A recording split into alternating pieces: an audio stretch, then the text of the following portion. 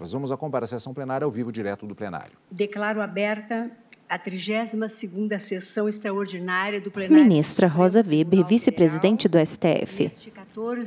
Presencialmente no plenário, ocupa a cadeira da presidência ao centro da mesa. Completou seus 33 anos. Coube-me mais uma vez a alegria de presidir, ou pelo menos dar início a esta sessão plenária. Ministra Rosa Weber tem pele clara, cabelos louros curtos abaixo das orelhas, usa vestido preto e a toga preta por cima. O ministro Ricardo Lewandowski. Óculos de graus escuros. Ministro Dias Toffoli, ministro Luiz Roberto Barroso, ministro Edson Fachin, ministro Alexandre de Moraes, ministro Nunes Marques.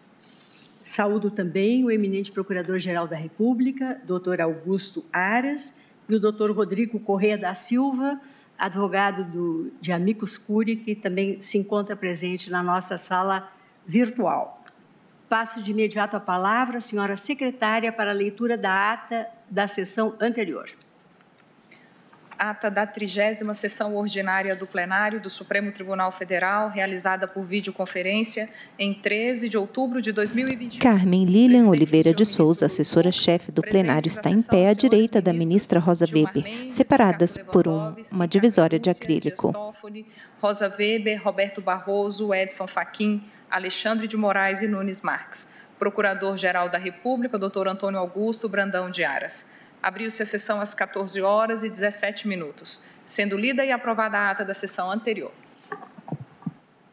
Não havendo qualquer oposição, declaro aprovada a ata e apregou para continuidade de julgamento a ação direta de inconstitucionalidade 5.779, procedente do Distrito Federal, sob a relatoria do eminente ministro Nunes Marques, em que requerente a Confederação Nacional dos Trabalhadores na Saúde, a diversos Amicus Curiae, e eu colho da papeleta que, após o voto do ministro Nunes Marques, relator que conhecia da ação direta e julgava improcedente o pedido formulado, no que foi acompanhado pelo ministro Luiz Roberto Barroso, e do voto do ministro Alexandre de Moraes, que não conhecia da ação, por ilegitimidade ativa ad causam, a falta de pertinência temática,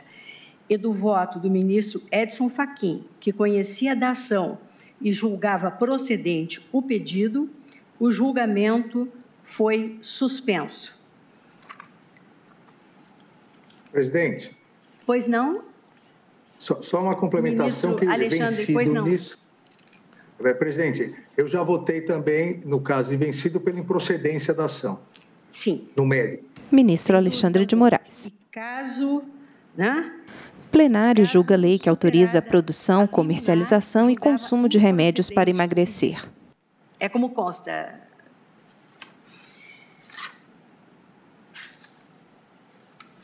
Concedo a palavra para o seu voto ao ministro Dias Toffoli. Senhora Presidente, uma boa tarde. Ministro Dias Toffoli fala por videoconferência. Vossa Excelência, ministra Carmen Lúcia. Ao fundo, fotografia da fachada do STF com destaque para a estátua da Justiça Cega. Luiz Roberto Barroso. O ministro Dias Toffoli tem pele clara, cabelos grisalhos penteados para trás, usa bigode e barba. Também grisalhos, a toga preta por cima do terno escuro, camisa clara. Doutor Rodrigo Corrêa da Silva, saúdo os... No canto inferior direito, a janela com a intérprete de Libras. Manifestações em pauta, plenário julga a lei que autoriza a produção, comercialização e consumo de remédios para emagrecer. A partir do voto do eminente relator, ministro Nunes Marques, e dos votos que o acompanharam, e também a divergência que parte do voto do ministro Luiz Edson Fachin. E realmente foi, para mim, muito importante esse período de ontem para hoje, para uma maior reflexão, e pedindo vênia ao relator e àqueles que o acompanharam, eu vou acompanhar a divergência aberta pelo ministro Luiz Edson Fachin julgando exatamente tal qual Sua Excelência, conhecendo da ação, nesse ponto divergindo do ministro Alexandre, mas no mérito julgando-a procedente. É como voto, senhora presidente, sucintamente. Senhores ministros, uma questão de ordem. Muito obrigada, ministro Dias Toffoli. Eu vi que o doutor Rodrigo Corrêa da Silva está requerendo a palavra pela ordem. Pois não, doutor Rodrigo? Apenas um esclarecimento de fatos foi encaminhado para os vossos gabinetes agora na parte da manhã. Infelizmente, a gente não conseguiu fazer isso com mais agilidade. Amicus Curiae, Rodrigo Alberto Corrêa da Silva. Fala por videoconferência. Fundo desfocado. Dos IFAs, objeto da ação, em outros países e registro de medicamentos em outros países e localizamos uma série de países onde eles são permitidos, nos Estados Unidos, na Austrália, na Alemanha, e já foi encaminhado para vossos gabinetes. Infelizmente, nós não conseguimos fazer com mais agilidade nem levantar de maneira completa. Obrigada, doutor Rodrigo. A questão, o aspecto fático da remessa desses dados aos gabinetes já está esclarecido. Passo a palavra à eminente ministra Carmen Lúcia. Boa tarde, senhora presidente, senhores ministros, ministro decano, Gilmar Mendes. Ministra Carmen Lúcia fala por videoconferência. Peço licença para cumprimentar na figura do relator deste caso. Tem pele clara, cabelos grisalhos lisos, na altura do pescoço. Usa terno claro e, por cima dele, a toga preta. Está numa sala de paredes brancas, uma estante de madeira ao fundo, bandeira do Brasil e uma planta. Com a importância do tema. Neste caso, numa lei que me parece de efeitos concretos e, portanto, poderia não ter a dimensão que acaba tendo pelo quadro que se apresenta do ponto de vista constitucional. Tenho para mim que é uma matéria constitucional, como foi também enfatizado, do maior relevo. E quanto à preliminar, senhora presidente, já anunciando que farei apenas um brevíssimo resumo, como tenho feito em geral, eu vou pedir todas as vênias ao eminente ministro Alexandre de Moraes, que pontuou com tanta profundidade a questão da preliminar do não conhecimento, ministro, para não acompanhar no ponto. Também eu tenho a mesma preocupação de Sua Excelência, e acho que é de todos os ministros, de não ampliarem demasiadamente o que seria a pertinência temática. Entretanto, neste caso, estamos a cuidar da inconstitucionalidade ou não de uma lei que trata especificamente da saúde, e os profissionais da saúde, não apenas os médicos, têm tudo a ver, portanto, com o assunto, e neste caso pertine, na minha compreensão, e por isso peço vênia ao ministro Alexandre de Moraes para conhecer da ação. E dela conhecendo, e em que pese o brilhantismo dos votos que me antecederam, como disse, especialmente a partir do voto do ministro Nunes Marques, peço vênia para divergir, acompanhando a compreensão que foi inicialmente exposta pelo eminente ministro Edson Fachin. Neste caso, eu faço um realce a que esta lei é uma lei expressa no seu artigo 1º ao afirmar que ficam autorizados a proibição, a comercialização e o consumo sob prescrição médica no modelo B2 dos anorexígenos, e aí são arrolados, sibutramina, anfepromana, temporex e mazindol. Este é o núcleo da lei, portanto, como já foi ontem em alguns votos bem posto e nas manifestações do ministro Gilmar e na preocupação externada pelo ministro Ricardo Lewandowski, que o que se tem aqui é uma lei de efeito concreto, é uma lei medida dirigida, como normalmente se tem nesse tipo de lei, que poderia ser um ato administrativo autorizativo, até porque no direito brasileiro autorizações são veiculadas por atos administrativos.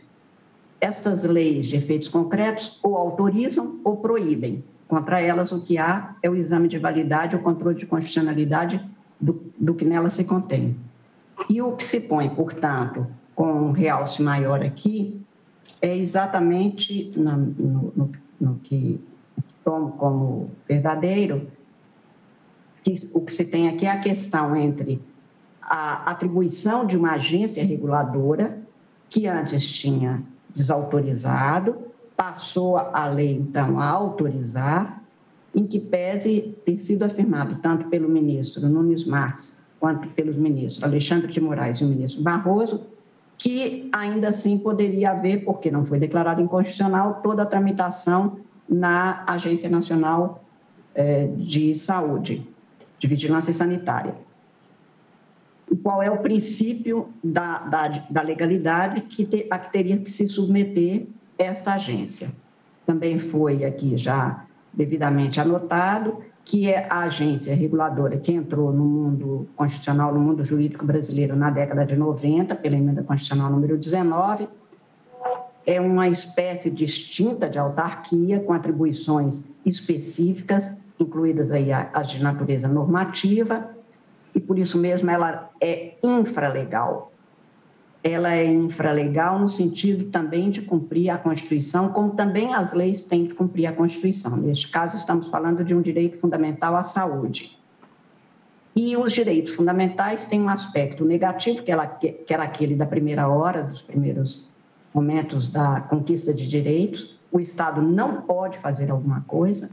E um aspecto positivo, ele tem de promover, no caso do direito à saúde, não se pode considerar válida constitucionalmente uma norma que ponha em perigo, ou pelos princípios da prevenção ou da precaução que nós tantas vezes já cuidamos aqui neste plenário, dispor a necessidade de o Congresso Nacional, o Poder Judiciário, o Poder Executivo, pelas suas respectivas atuações, por lei, por ato administrativo ou por decisões judiciais, cumprirem rigorosamente a Constituição, no sentido da proteção suficiente e eficiente dos direitos, como, por outro lado, a reserva de administração, que, claro, não é genérica é a lei, mas que precisa de se ater rigorosamente ao que foi previsto constitucionalmente. Neste sentido, portanto, a novidade, e que foi uma grande novidade, principalmente trabalhado, se não me falha, o ministro Gilmar deve se lembrar mais que eu, pelo ministro Bresser Pereira, que estudou mais a administração pública norte-americana, que tem essa figura, lá nem tem muito direito administrativo desenvolvido, tem o direito das agências, nós não tínhamos. Este Supremo já declarou que essas agências são espécies de autarquias, com uma estrutura distinta e com atribuição muito específica no campo normativo, é infralegal, mas a sua atuação é que dá corpo ou dá densidade a alguns direitos fundamentais, no caso específico da Anvisa, ao direito à saúde. E por isso não me parece que, neste caso, nem havia concorrência, porque esta lei é uma lei medida, portanto, uma lei que tem conteúdo administrativo específico, dirigido e objetivo, o objeto é restrito, não se poderia, com ela, afastar a necessidade da promoção, ou seja, de uma atuação ativa, positiva do Estado, para se dar guarida à suficiência e à eficiência do direito fundamental à saúde, que, por isso mesmo, na minha compreensão, ao ser estabelecida na forma que foi, para se contrapor a uma decisão administrativa da Anvisa que estabeleceu os cuidados específicos, acabou entrando no que é uma reserva não de administração, mas uma reserva normativa administrativa. E, por isso, me parece que, neste caso, deixa descoberta, ou pelo menos deixa insuficiente a proteção que é dever do Estado, o que portanto, não se mostra compatível com a Constituição. Isto aconteceu neste caso especificamente, como eu disse, na minha compreensão, e é por isso, senhora presidente, que, pedindo todas as vênias, as compreensões em contrário, eu estou, como disse, acompanhando o voto do ministro Edson Fachin, no sentido de julgar procedente o pedido formulado, com a declaração de inconstitucionalidade desta norma, dando cobro, aliás, ao que também já foi lembrado aqui, que esses estudos são permanentes, nós estamos numa área em que há uma dinâmica de conhecimento, mas que torna mais rígida a garantia do direito à saúde. Eu vou pedir vênia específica ao ministro relator, neste caso, que ontem afirmou no seu voto, no seu brilhante voto, que isto acabaria por conduzir a um problema maior até para os mais pobres, porque a obesidade, e nem entro nisso, que é uma questão mundial, seria dificultada por aqueles que não têm acesso. Na verdade, ministro, eu acho que o grande problema dos pobres é a fome, que para mim é inconstitucional porque tira a dignidade humana. E eu não vejo atuações no sentido de garantir as melhores condições para que um brasileiro não precise de, aspas, fuçar os lixos. E, portanto, não é a obesidade o principal problema do pobre, em que pese também ser um problema deles. E a falta de condições daqueles que não têm como fazer os tratamentos devidos. Neste caso, estamos tratando da obesidade, que atinge todas as pessoas, que tem causas que não são apenas a falta do que comer, mas a falta de políticas de nutrição e de educação para a nutrição. Mas acho que, se eles não têm acesso aos tratamentos, as políticas têm de ser de resguardo à saúde e não de autorizar medicamentos que não necessariamente, pelo menos do que se tem nos dados oferecidos, ou que a Anvisa considera necessário, não deixa em risco a saúde dessas pessoas, que têm muito menos condições, inclusive, de cuidados da saúde quando há efeitos colaterais nefastos e que levam a comprometimento maior. Não tenho nenhuma dúvida, até porque é amplamente divulgado mesmo para nós leigos, no meu caso, que não entendo de saúde, mas não tenho nenhuma dúvida que a questão da obesidade é, sim, uma epidemia, objeto de enormes preocupações em todo o mundo. Quanto à população mais carente, a questão não é, então, de liberar medicamentos sem os cuidados necessários. É de adotar políticas públicas para que eles tenham condições de nutrição, para que o Brasil não tenha que passar, não pela vergonha, mas pela tristeza, pela amargura de ver brasileiros com fome por não ter o que comer, e eu não estou vendo nenhum tipo de cuidado em relação a isso, pelo menos de maneira eficiente. Por isso, eu acho que neste caso, em que estamos cuidando especificamente de anorexígenos, é preciso que tenha um cuidado maior, especialmente com aqueles que precisam, no caso de serem acometidos pelas condições que o levam a uma obesidade nefasta, muitas vezes mórbida, morbidez, como foi aqui posto ontem. Mas como também não vi condições, principalmente a partir dos votos, como do ministro Fachin, como disse, que enalteceu a ausência de espaços para uma interpretação conforme, que seria um caminho possível, eu o acompanho no sentido de, como disse, senhora presidente, julgar procedente esta ação e é como voto agradecendo a palavra. Em pauta, DEI 5779, requerente CNTS. Agora, o voto do eminente ministro Ricardo Lewandowski.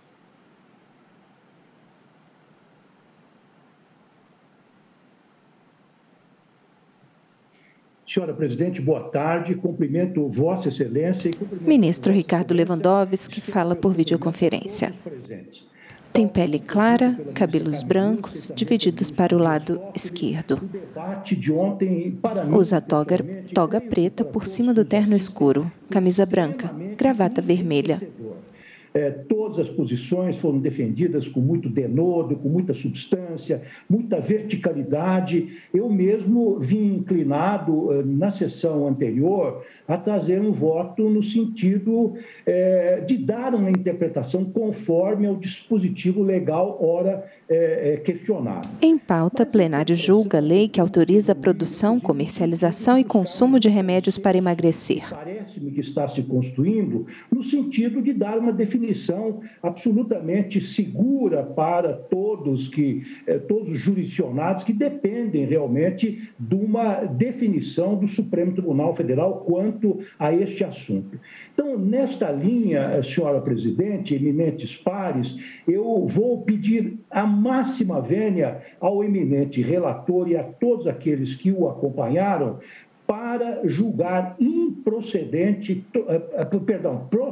totalmente improcedente a presente ação. E peço especial vênia ao eminente ministro Alexandre de Moraes, porque entendo, sim, que a Confederação Nacional dos Trabalhadores na Saúde tem legitimidade ad causam porque realmente nós estamos diante da possível inconstitucionalidade, da alteração de uma série de remédios contra a obesidade que teriam sido proibidos pela Anvisa e autorizados pelo Congresso Nacional.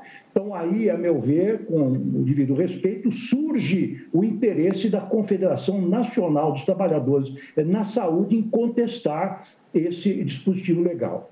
Senhora Presidente, trago um resumo do meu voto, mas, dada a importância da matéria, eu vou pensar alguns trechos que me parecem relevantes.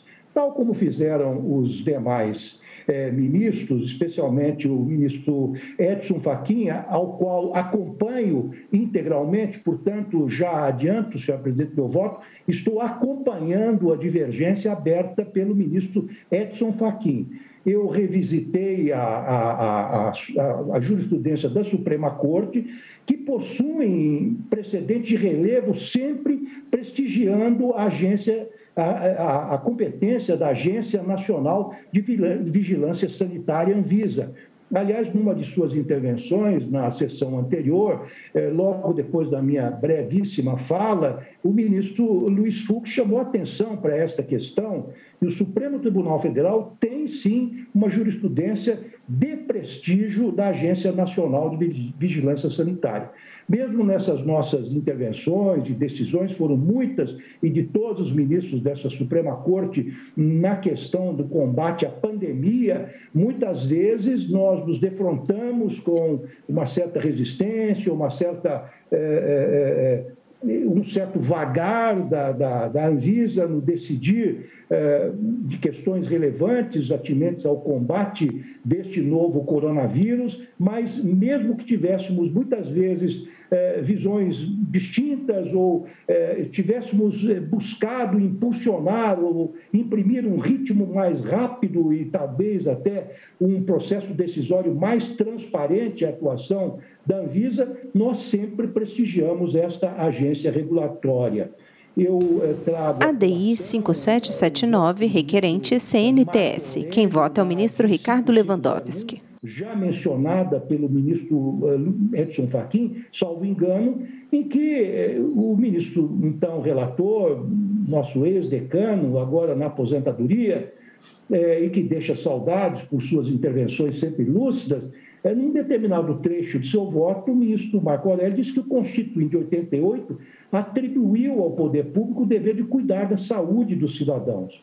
Por ser a descentralização técnica necessária à fiscalização de atividades sensíveis, previu a criação de agências regulatórias nos termos do artigo 37, inciso 19 da Carta da República, a exemplo da Anvisa, a qual compete, enquanto autarquia vinculada ao Ministério da Saúde, permitir a distribuição de substâncias químicas segundo protocolos cientificamente validados. Isso me parece importante. E salto vários trechos desse voto magnífico, muito vertical e substantivo, e para trazer à colação justamente a parte em que o ex-decano diz o seguinte: ante o postulado da separação de poderes, o Congresso Nacional não pode autorizar, atuando de forma abstrata e genérica, a distribuição de droga. Essa visão não apequena o Legislativo.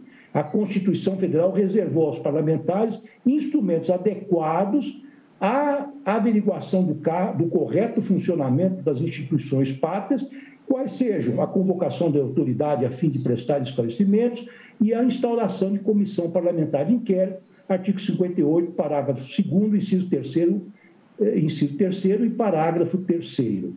E aí, diz o ministro, na linguagem que lhe era muito peculiar, surge impróprio, porém, substituírem a agência subordinada ao Poder Executivo. E, assim, foi seguindo o ministro Marco Aurélio, um voto sufragado por este colendo plenário.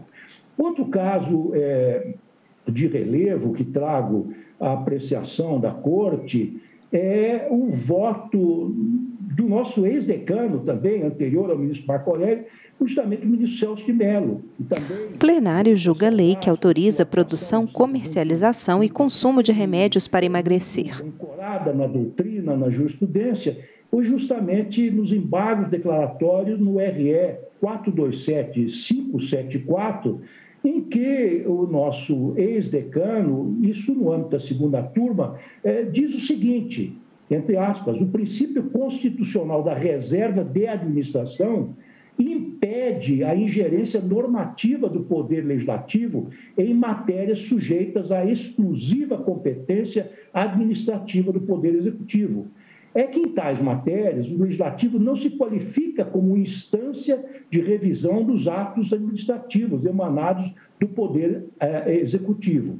Não cabe, desse modo, ao Poder Legislativo, sob pena de grave desrespeito ao postulado da separação dos poderes, desconstituir por lei atos de caráter administrativo que tenham sido editados pelo Poder Executivo no estrito desempenho de suas privativas atribuições institucionais. Essa prática legislativa, quando efetivada, subverte a função primária da lei, transgride o princípio da divisão funcional do poder, representa comportamento heterodoxo da instituição parlamentar e importa em atuação ultra vires do Poder Legislativo, que não pode, em sua atuação político-jurídica, exorbitar dos lindes que definem o exercício de suas prerrogativas institucionais.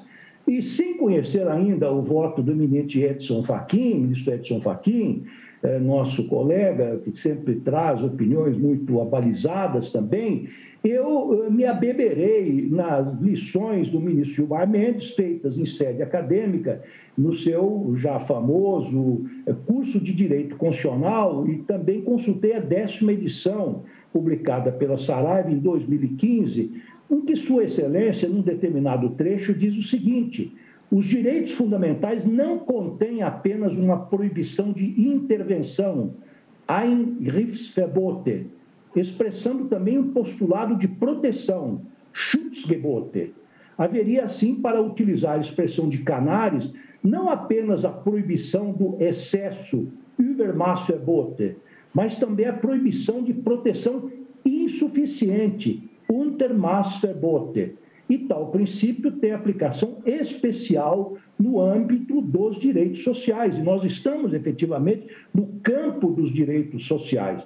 E, saltando um trecho longo, volto ao ensinamento do ministro Gilmar Mendes, em que diz ele o seguinte, ensina ele o seguinte: discutiu-se intensamente se haveria um direito subjetivo à observância do direito do dever de proteção, melhor dizendo, ou, em outros termos, se haveria um direito fundamental à proteção.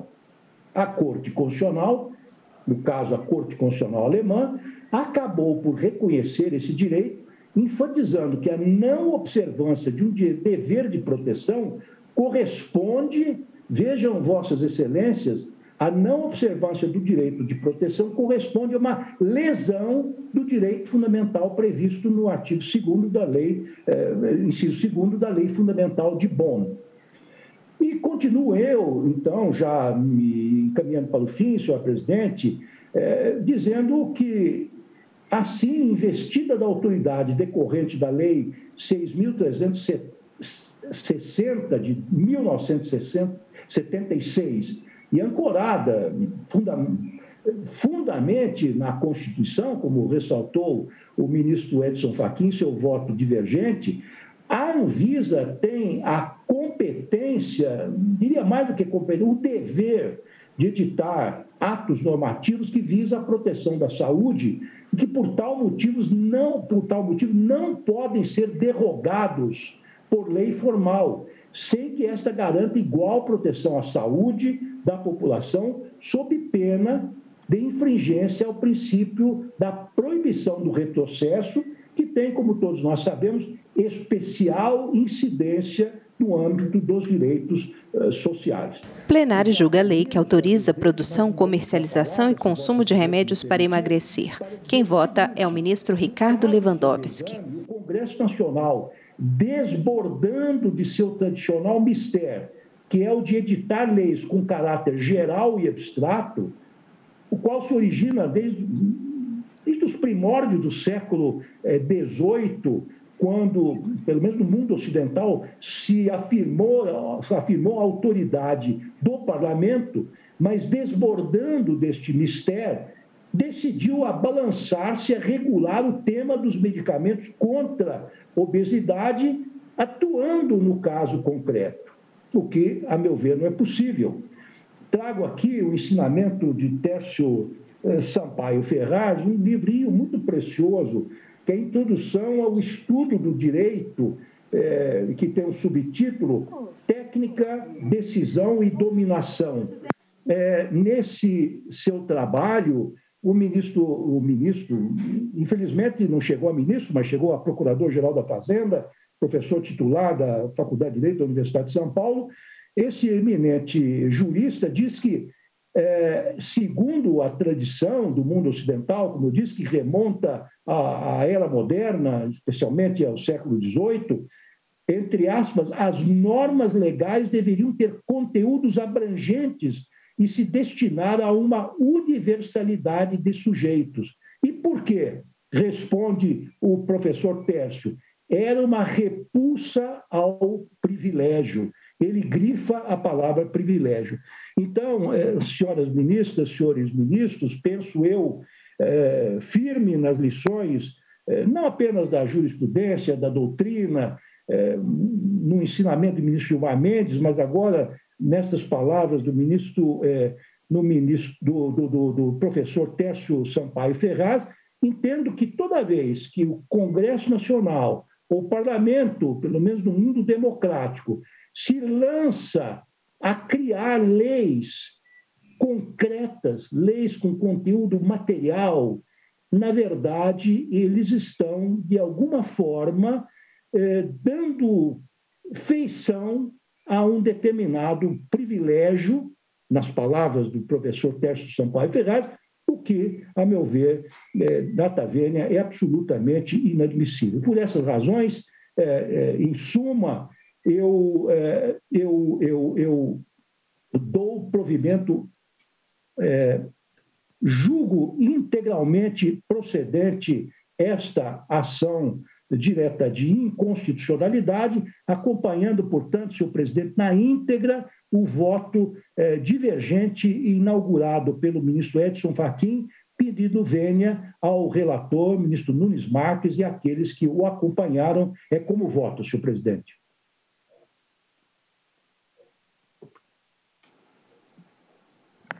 O ministro Luiz Fux retorna à presidência. O assessor ajusta seus equipamentos. Muito obrigada, ministro. A ministra Rosa Weber, sentada em outra poltrona, conduz a reunião. Chegou, já estou a devolver a ele a presidência. Aguardaremos apenas um instante até que Sua Excelência assuma os trabalhos. Rosa Weber, Vossa Excelência tem a palavra para o voto, e tão logo o meu computador entre na sessão, eu estou falando de outro, estou falando daqui do microfone da secretária, queria agradecer a sua gentil boa vontade de me substituir nesse início de sessão, mas como Vossa Excelência sai da presidência agora, eu colho o voto de Vossa Excelência e, posteriormente, colherei o voto do ministro Gilmar Mendes e eu mesmo proferirei o meu último voto. Muito obrigada, senhor presidente. Cumprimento Vossa Excelência. Renovo meus cumprimentos ao Egrégio Tribunal. Ministra Rosa Weber, vice-presidente do STF. Relator, ministro Cássio Nunes Marques. Em pauta, a DI 5779, requerente a CNTS. Trazido, em que abordou de forma minuciosa as perspectivas argumentativas do problema constitucional posto para a deliberação deste plenário. Plenário julga a lei que autoriza a produção, comercialização e consumo de remédios para emagrecer. E ao doutor Rodrigo Alberto Corrêa da Silva pelas belas sustentações orais que produziram, relevantes para a perfectibilização do debate constitucional. Trago voto escrito, senhor presidente, bastante longo, e por isso o sumário, dizendo, quanto à admissibilidade da ação, que estou a acompanhar o eminente relator, pedindo vênia ao ministro Alexandre de Moraes. Reputo configurada a pertinência temática diante da afinidade direta entre o programa normativo da Lei 13.454, de 2017, e os objetivos institucionais da autora. Nessa linha interpretativa, inclusive, aponto o precedente formado no julgamento da DPF 54 e da ADI 4066, esta a tratar do caso amianto, oportunidade em que se discutiu o alcance do conceito de pertinência temática para se reconhecer a legitimidade da Associação Nacional dos Procuradores do Trabalho, a ANPT, e da Associação Nacional dos Magistrados da Justiça do Trabalho, ANAMATA, razões de decidir que entendo aplicáveis a este caso. Eu compreendo a preocupação do ministro Alexandre de Moraes, que também foi externada nesta data pela ministra Carmen Lúcia, mas no sentido da ampliação da interpretativa, da legitimidade da causa ativa nas ações de controle concentrado, mas eu entendo que esta linha interpretativa de realocação dos critérios exigidos para a comprovação da legitimidade das associações é uma tônica normativa em construção ainda neste Supremo Tribunal Federal e que, de certa maneira e de modo paulatino, vem ressignificando o acesso à jurisdição de perfil concentrado. Quanto ao mérito, senhor presidente, antes de enfrentar a alegada inconstitucionalidade material do artigo 1º da Lei 13.454 de 2017, no meu voto escrito, eu abordo como primeira premissa a reserva de administração e o desenho institucional das agências reguladoras e da atividade regulatória, discorrendo sobre o Sistema Nacional de Vigilância Sanitário e em Anvisa, forte na Lei 9.782 de 1999.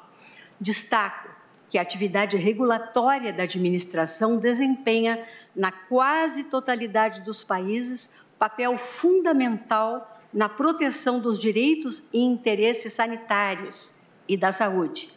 E tendo presente a questão central proposta neste feito, eu procuro precisar alguns conceitos a respeito do poder normativo das agências reguladoras. E com essa finalidade, eu assinalo que o escopo da competência normativa das agências reguladoras, bem como suas repercussões sobre os princípios da legalidade, da separação de poderes e da legitimação democrática das decisões políticas, tem sido tema de vasto e rico debate doutrinário no âmbito do direito público contemporâneo, bem como nesta arena jurisdicional. E pontuo as distinções necessárias entre regulação e regulamentação. Discorro a seguir sobre o princípio da legalidade na regulação setorial e sobre os limites materiais do poder normativo, registrando que a norma regulatória preserva a sua legitimidade quando cumpre o conteúdo material da legislação setorial. E, nesse exercício, pode, sim, a meu juízo, conter regras novas, desde que preservada a ordem vigente de direitos e obrigações que se impõe como limite ao agir administrativo. Entenda-se, regras novas e não direito novo. E mais, sublinho que, dotada de inquestionáveis relevância e responsabilidade, a função regulatória é dignificada pelo reconhecimento de que não é inferior nem exterior à legislação. Exerce-se, isto sim, e este aspecto me parece decisivo, exerce-se em um espaço que se revela qualitativamente diferente pelo seu viés técnico, ainda que conformada pela ordem constitucional e legal vigentes. Analiso, por fim, senhor presidente, como segunda premissa jurídica do meu voto, os deveres fundamentais de proteção do direito fundamental à saúde, reportando-me, em especial, aos precedentes formados no contexto da pandemia, em que a proteção adequada e suficiente do direito à saúde permeou majoritariamente as deliberações desta Corte.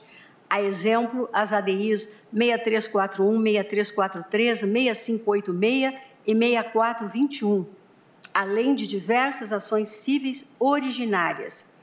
E a partir dessas premissas jurídicas, senhor presidente, igualmente expostas nos votos que me antecederam, todos brilhantes, todos substanciosos, especificamente quanto à espacialidade normativa da reserva de administração e do direito fundamental à saúde e seus deveres fundamentais de proteção, analisei a compatibilidade constitucional do artigo 1º da Lei em Foco, a Lei 13.454, e este juízo me levou a concluir pela procedência da ação na linha da divergência aberta pelo voto brilhante do ministro Edson Fachin e dos relevantíssimos aspectos já ontem destacados pelo ministro Gilmar Mendes quanto a este tema tão delicado e que ensejou fossem proferidos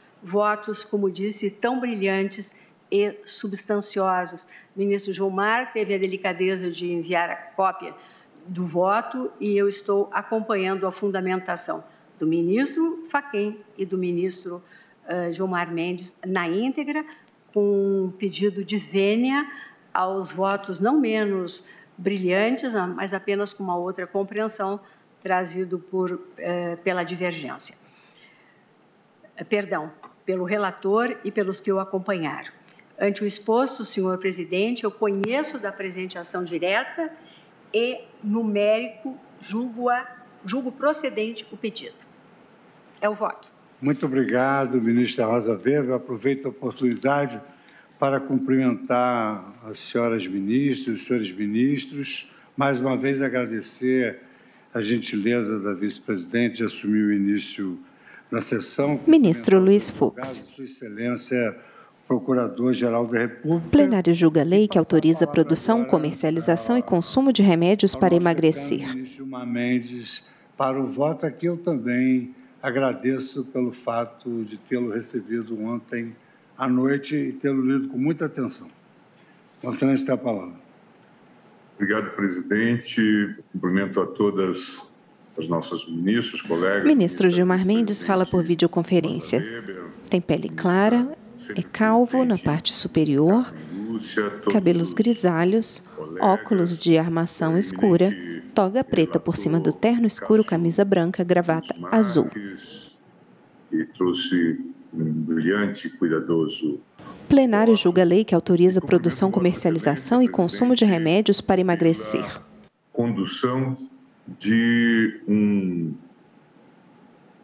caso que, de fato, é emblemático. Acho que é um daqueles casos que, daqui a 10 anos, a doutrina vai estar a estudar como um leading case, já não mais pelos seus efeitos práticos, mas por todas as questões aqui envolvidas, a questão do ato de efeito concreto, a questão da proteção à saúde e a forma como que o tribunal se ouve parametrizando essas questões técnicas envolvidas desde o voto do eminente relator e também da divergência aberta neste brilhantíssimo voto trazido pelo ministro Fachin. A guisa apenas de roteiro, eu lembro que o texto da Lei 13.454, que é objeto desta discussão, ele é bastante singular, como já foi aqui amplamente apontado. Disse: ficam autorizadas a produção, a comercialização e o consumo sob prescrição médica no modelo B2 dos anoxígenos, sibutramina, anfipramona, femproporex e mazindol.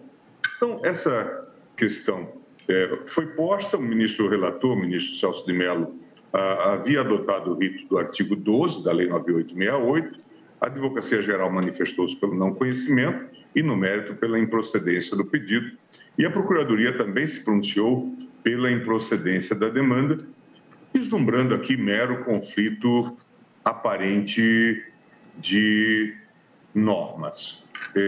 Diferentemente do ministro Alexandre de Moraes, a quem peço todas as vênias, eu conheço da ação, entendo que temos sim um objeto normativo passível de ser examinado. E como já foi apontado, presidente, a peculiaridade do objeto da presente ação provocou uma influência nada desprezível no modo pelo qual a questão constitucional de fundo foi exposta e enfrentada.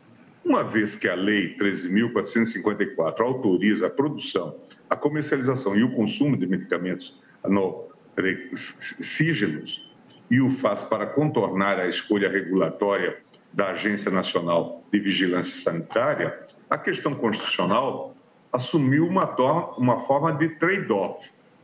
Saber se o Congresso Nacional, no exercício de sua competência legislativa, artigos 24, 12 e 48 da Constituição, poderia modificar e superar determinada escolha regulatória levada a efeito por agência reguladora em assunto inserido no campo temático desta última. Com devido respeito aos posicionamentos já expressos, tenho que o problema que ora se coloca revela-se completamente arredio a soluções categóricas de índole exclusivamente formal. Os dilemas oriundos da complexa relação entre poder legislativo e Estado regulador não se deixam resolver mediante uma simples tomada de posição por um dos lados. E ontem, no debate, nós vimos, inclusive,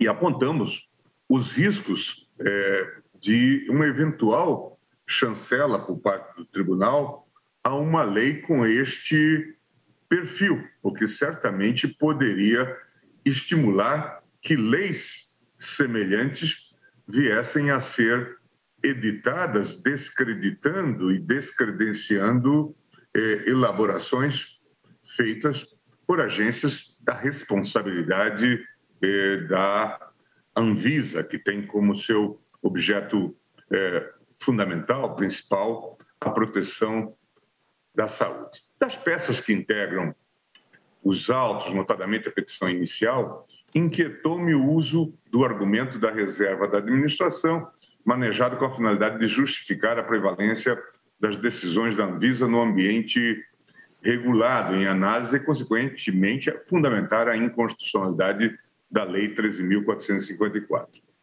Inicio, por isso, perquirindo se é factível articular com o postulado da reserva da administração no direito público brasileiro.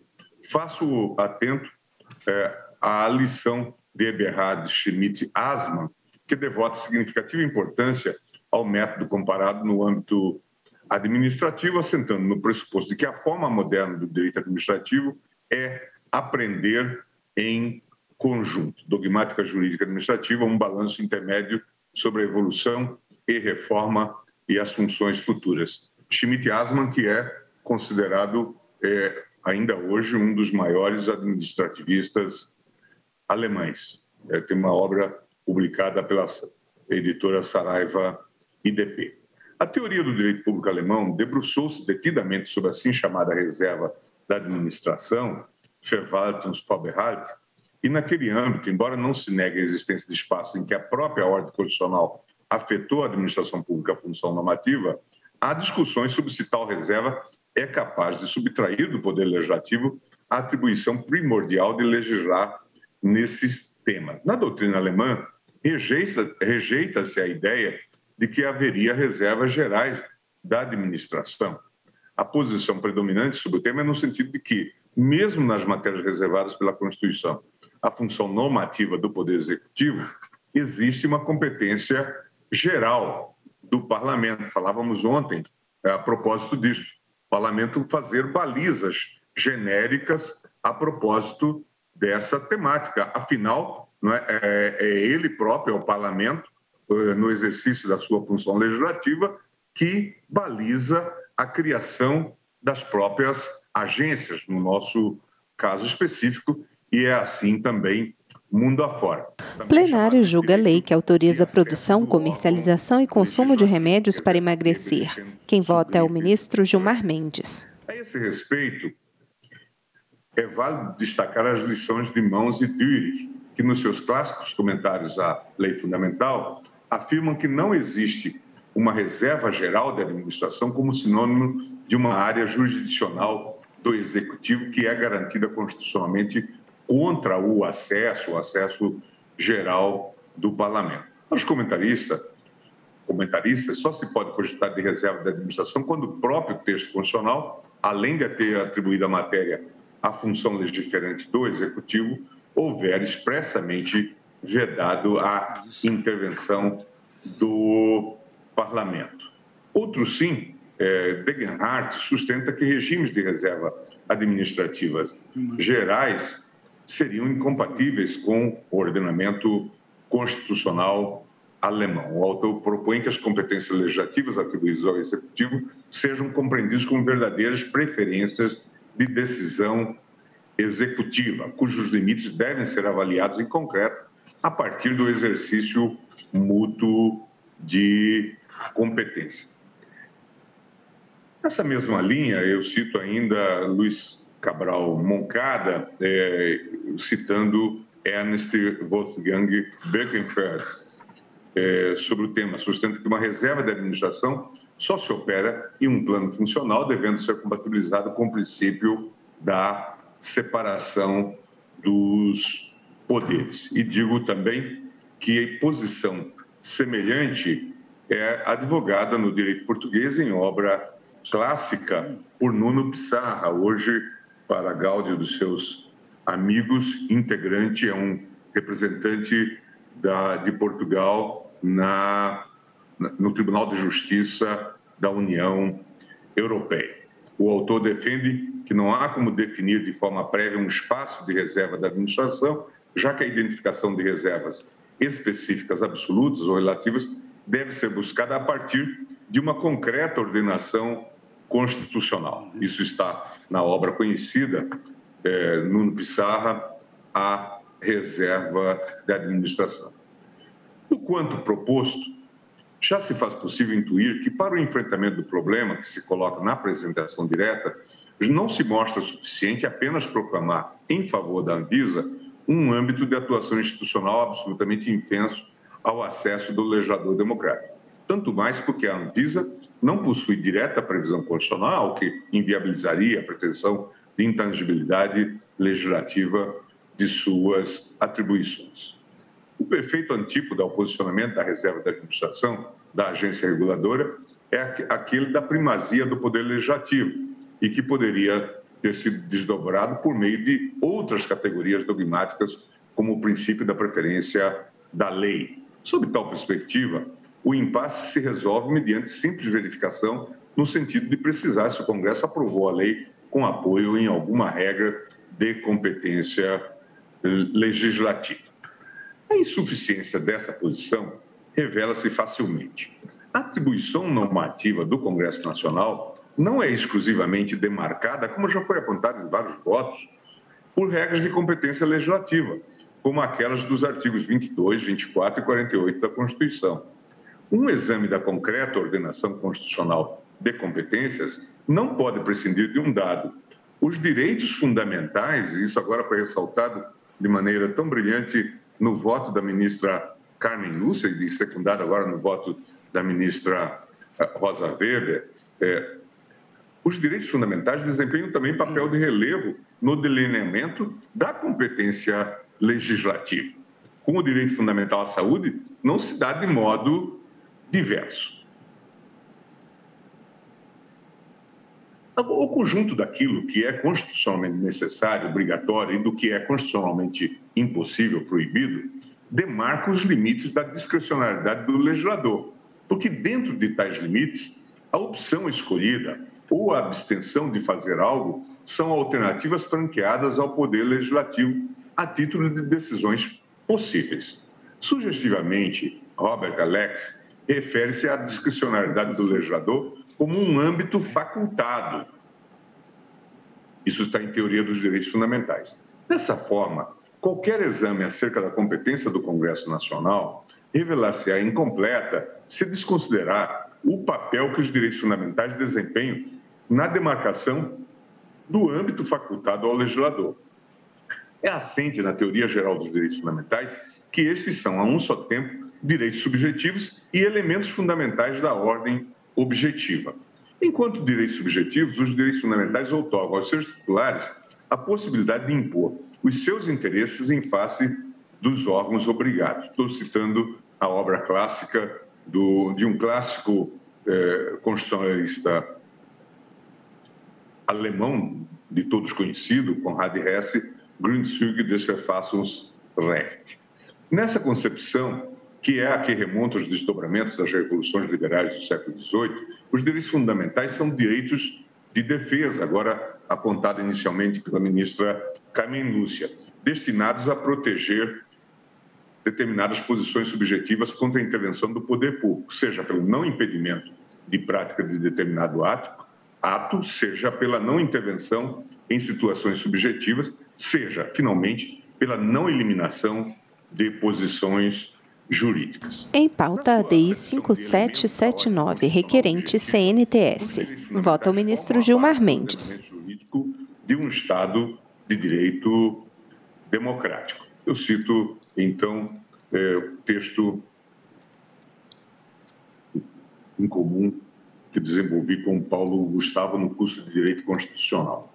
A concepção que identifica os direitos fundamentais como princípios objetivos legitima a ideia de que o Estado se obriga não apenas a observar os direitos de qualquer indivíduo em face das investidas do poder público, direito fundamental enquanto direito de proteção e de defesa, Abwehrrecht, mas também a garantir os direitos fundamentais contra a agressão propiciada por terceiro, Schutzpflicht des Staates, como já foi citado agora pelo ministro Lewandowski. A jurisprudência da Corte Constitucional Alemã acabou por consolidar entendimento no sentido de que, do significado objetivo dos direitos fundamentais, resulta o dever do Estado não apenas de se abster de intervir no âmbito de proteção desses direitos, mas também de proteger esses direitos contra a agressão ensejada por atos de terceiros. Tal interpretação empresta, sem dúvida, uma nova dimensão aos direitos fundamentais, fazendo com que o Estado evolua da posição de adversário, Gegner, para uma função de guardião desses direitos, o chamado Grundrechtsfreund ou Grundrechtsgarante, amigo dos direitos fundamentais ou garante dos direitos fundamentais. É fácil ver que a ideia de um dever genérico de proteção alicerçado nos direitos fundamentais relativiza sobremaneira a separação entre a ordem constitucional e a ordem legal, permitindo que se reconheça uma irradiação dos efeitos desses direitos sobre toda a ordem jurídica.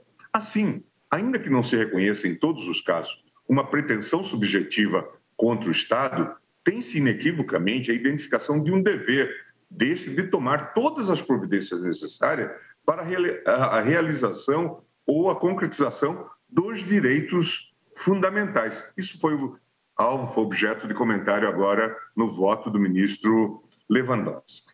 É exatamente por obra de sua dimensão objetiva que os direitos fundamentais conformam o âmbito facultado do legislador, erigindo uma competência negativa. Eu cito agora o conhecido manual de Baudot-Perrot e Bernhard Schilling, Direitos Fundamentais. Dizem eles, por um lado, os direitos fundamentais têm uma função jurídica objetiva pelo fato de limitarem a margem de atuação e de decisão do Estado. O Estado não pode fazer uso arbitrário das suas competências legislativas, administrativas e jurisdicionais, mas apenas pode fazer o uso que os direitos fundamentais permitem. Estes são limites ou negação das competências do Estado e, nessa medida, normas de competência negativa. Não obstante, os direitos fundamentais continuam sendo direitos subjetivos do particular. O que muda é apenas a perspectiva. O que os direitos fundamentais dão ao particular em margem de decisão e de atuação retiram-no ao Estado, objetivamente. Isto é, independentemente de saber se o particular o invocou ou então apenas o aproveita. Agora eu passo, então, e vou caminhando para a conclusão, presidente, sobre a considerar o direito fundamental à saúde, que já foi aqui amplamente citado a partir do voto do relator, mas também do voto divergente do ministro Fachin. Artigo 6º, artigo 196 e artigo 200 da Constituição Federal. E aí eu repasso a questão conhecida do artigo 196 sobre o direito à saúde e digo o seguinte: não se faz necessário examinar cada um desses elementos normativos constantes do dispositivo em referência. Para os fins desta ação direta, basta recobrar que o artigo 196 da Constituição claramente funciona como sede de direito individual quando dele emana um direito coletivo de proteção à saúde. Não se trata de mera norma programática, que por isso seria incapaz de produzir efeitos, apenas indicando diretrizes a serem observadas pelo poder público. Cuida-se de um direito coletivo assegurado à generalidade das pessoas e cuja concreção demanda políticas públicas. Presidente, como estamos em uma quadra em que o óbvio precisa ser dito, enfatizo que tais políticas necessariamente devem visar a redução dos riscos de doenças e outros agravos correlatos, de forma a prestigiar a dimensão preventiva da tutela à saúde. Não se coloca no âmbito de incidência da norma a adoção de políticas que flertem com o terraplanismo sanitário. Não há uma discricionariedade técnica, por exemplo, para adotar um meio sabidamente ineficaz para o enfrentamento de uma epidemia. É fora de qualquer dúvida razoável que ao gestor público não assista a opção de adotar uma determinada solução para o enfrentamento de um problema sanitário, se, para tanto, está amparado unicamente na compulsão de adular um superior hierárquico. De outra banda, e claro, à guisa de mera hipótese, também não assistiria ao legislador a prerrogativa de confeccionar diploma normativo pelo qual aprovaria método de tratamento considerado pelo consenso científico e pelos órgãos de regulação como ineficaz. Vota o ministro Gilmar Mendes. Plenário julga a lei que autoriza a produção, comercialização e consumo de remédios para emagrecer. A propósito, peço vênias para transcrever histórico julgamento desta Corte, na ADIM 6421, medida cautelar, da relatoria do ministro Roberto Barroso, ocasião em que foram didaticamente descritas as consequências às quais se sujeitarão aqueles gestores que adotaram decisões ao arrepio de normas e critérios científicos. Direito administrativo, ações diretas, responsabilidade civil e administrativa de agentes públicos, atos relacionados à pandemia de Covid-19, medida provisória 966 de 2020, deferimento parcial da cautelar. Ações diretas de inconstitucionalidade que questionam a limitação da responsabilidade civil e administrativa dos agentes públicos às hipóteses de erro grosseiro e dolo, com base no artigo 28 da Lei de Introdução às Normas do Direito Brasileiro e na medida provisória 9666 de 2020. A alegação de violação aos artigos 37, parágrafo 4º, 5º e 6º da Constituição, ao princípio republicano e ao princípio da probidade e da eficiência administrativa. Decisões administrativas relacionadas à proteção à vida, à saúde e ao meio ambiente devem observar estándares, normas e critérios científicos e técnicos, tal como estabelecidos por organizações e entidades internacional e nacionalmente reconhecidas. E citava a ADIM 4066, da relatoria da ministra Rosa Weber, o RE 627189, da relatoria do ministro Dias Toffoli. E prosseguia. No mesmo sentido, a Lei 13.979 de 2020, que dispôs sobre as medidas para o enfrentamento da pandemia de Covid-19, norma já aprovada pelo Congresso Nacional, previu que as medidas de combate à pandemia devem ser determinadas com base em evidências científicas e em análises sobre as informações estratégicas em saúde. Tais decisões sujeitam-se, ainda prossegue o voto do ministro Barroso, aos princípios constitucionais da precaução e da prevenção, que impõe juízo de proporcionalidade e não a adoção a priori de medidas ou protocolos a respeito dos quais haja dúvida sobre impactos adversos a tais bens jurídicos. E cita, nesse sentido, a ADIM 5592, redator para acordo o ministro Edson Fachin, e também o RE 627189, já citado, da relatoria do ministro Dias Toffoli. E aí coloca as teses e diz: 1. Configura erro grosseiro o ato administrativo que ensejar violação ao direito à vida, à saúde, ao meio ambiente equilibrado ou impactos adversos à economia por inobservância de normas e critérios científicos e técnicos ou dos princípios constitucionais da precaução e da prevenção.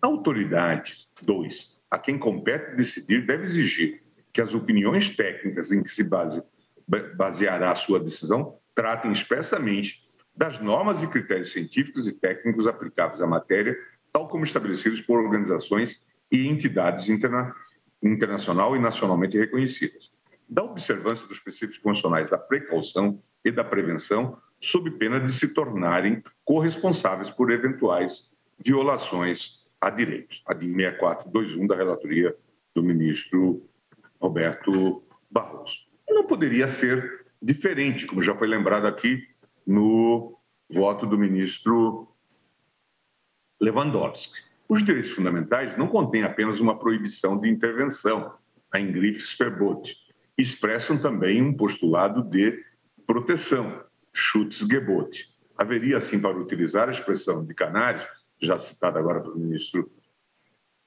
Lewandowski, não apenas uma proibição de excesso, Übermaß verbot, mas também uma proibição de proteção insuficiente.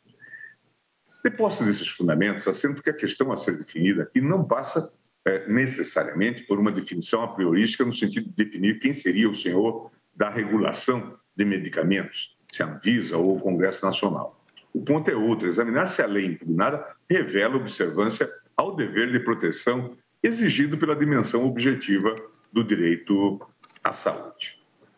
Eu, então, passo a considerar, e vou realmente caminhando para a conclusão, presidente, dizer o seguinte: justamente por não haver fórmulas universais quanto à preponderância da reserva da administração vis-à-vis a primazia do legislativo, é o contexto institucional que muitas vezes desvenda os espaços de atuação do poder legislativo frente à atuação da autoridade reguladora.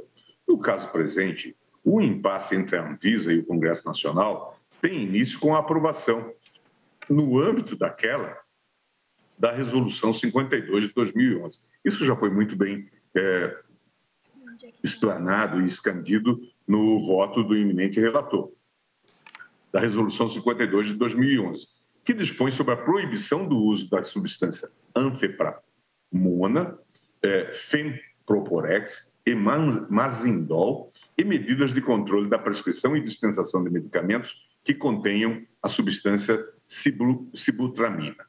Na proposta inicial, a sibutramina também seria objeto de proibição, mas por assim ter discordado a Câmara Técnica de Medicamentos da Anvisa, prevaleceu ao final a interdição apenas das substâncias anfepramona, femproporex e mazindol. Salienta-se que o referido ato normativo foi exarado pela Anvisa no cumprimento das atribuições legais de proibir a fabricação e importação, o armazenamento, a distribuição e a comercialização de produtos e insumos em caso de violação da legislação pertinente ou de risco iminente à saúde.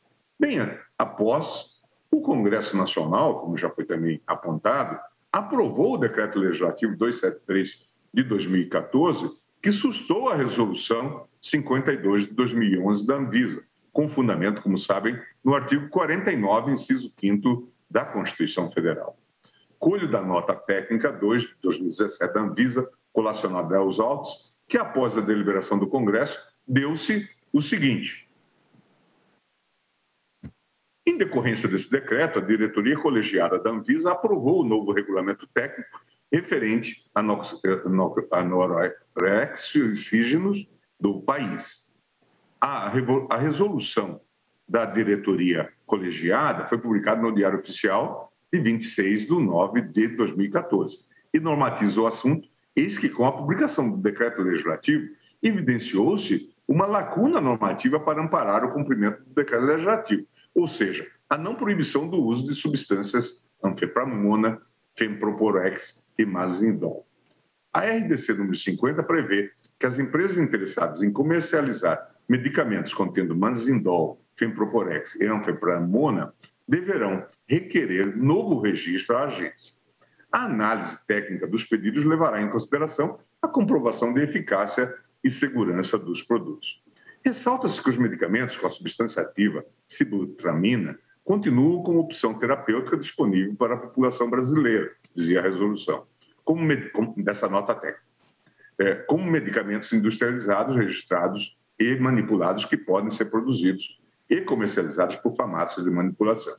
Assim como o registro de medicamentos com a substância anfepramona, femproporex e mazindol podem ser solicitados e poderá ser concedido mediante a apresentação de dados que comprovem a eficácia e segurança, conforme o artigo 2º da resolução da diretoria colegiada. De se observar, mesmo com a aquiescência da Anvisa em regulamentar o consumo das substâncias, ainda assim o Congresso Nacional, como já foi apontado, aprovou a Lei 13.454, cujo artigo 1º, ora impugnado, é claro em autorizar a produção, a comercialização e o consumo, sob prescrição médica, no modelo 2, dos anoxicígenos, sibutramina, anfepramona, femproporex e mazindol. A situação em tela demanda um aprofundamento do debate sobre a legitimidade democrática da atuação das agências reguladoras no contexto das suas relações com o Poder Legislativo. Como oportunamente mencionado pelo ministro Edson Fachin, a despeito da ausência de previsão expressa da maioria das agências reguladoras e da própria Anvisa, em particular, o artigo 174 do texto constitucional é uma norma quadro que consagra entre nós o modelo de intervenção pública lastreado no paradigma do Estado regulador. Nesse paradigma, as autoridades reguladoras exercem uma verdadeira atuação normativa conjuntural do ambiente regulado. Isso quer dizer que a delegação de poderes normativos a essas entidades vai além de uma simples substituição do legislador. Em essência, a opção por submeter determinados mercados ao escrutínio regulatório perpassa uma opção política de ressignificar a forma de intervenção pública que se opera. Como bem destacado pelo professor Márcio Iório Aranha, que eu tive a honra de ser seu professor e orientador de mestrado na Universidade de Brasília. Plenário julga a lei que autoriza a produção, comercialização e consumo de remédios para emagrecer. Vota o ministro Gilmar Mendes. Existe uma nota característica de constante batimento entre resultados esperados e resultados efetivamente alcançados. Nesse sentido, o autor destaca com clareza que o mecanismo regulador se apresenta como um diferencial do regime jurídico regulatório, revelando-o como um conjunto de atuações normativas e administrativas capazes de interagir par e passo com os rumos efetivamente detectados no ambiente regulado, para redirecioná-lo aos deveres normativos de concretização dos direitos fundamentais. Isso está em Manual de Direito Regulatório do Márcio Aranha. Ainda nas palavras deste autor, o que diferencia a intervenção regulatória da intervenção legislativa ordinária é que aquela transparece o conjunto de produções não só normativas, mas administrativas de diuturna reconfiguração no ambiente regulado, como também do formato estatal de ataque aos problemas nele detectados. Essas particularidades da intervenção pública regulatória há muito geram discussões sobre a legitimidade democrática do Estado regulador, como todos conhecem. As teorias substantivas da regulação, ora extraem sua legitimidade da realização do interesse público idealizado, ora extraem tal legitimidade das interações de grupos de interesse. Contemporaneamente, no entanto, a explicação jurídica da legitimidade do Estado regulatório tem se calcado na afirmação da solidez dos arranjos institucionais e, mais especificamente, na sua forma de instrumentalização administrativa. Ainda que as diversas teorias institucionais recentes tenham suas particularidades todas elas convergem na noção de que a composição das instituições e as suas formas de interação, bem como o processo social correlato, moldam de forma significativa os resultados da regulação. Eu estou citando Baldwin, Cave and Lodge, Understanding Regulation. De forma mais específica, há uma importante corrente teórica que desvenda a legitimidade da intervenção regulatória na valoração ou valorização institucional da conformação jurídica no processo decisório. Sob essa perspectiva, como ressalta mais uma vez Marchiori Aranha, a teoria jurídico-institucional da regulação parte da própria natureza e da razão de ser do processo decisório das agências reguladoras. Trata-se, portanto, do estudo processual da manifestação do poder administrativo. Nesse sentido, o que torna uma regulação boa ou ruim não é em si o resultado por ela gerado, mas principalmente sua concepção institucional. A natureza jurídico-funcional da decisão administrativa pode, por exemplo, refletir valores democráticos por meio da exteriorização do processo via procedimento administrativo, apoiado na transferência, na visibilidade, na obtenção de apoio social, na melhoria do conteúdo de regulamentações propostas, na antecipação de críticas dos atores sociais e na abertura a críticas da proposta regulatória. São essas garantias institucionais em si e a sua efetiva implementação que tornam o resultado regulatório democraticamente válido. Não se trata, portanto, de apenas discutir a quem cabe regular, mas, sobretudo, de enveredar pela pergunta: como se regula?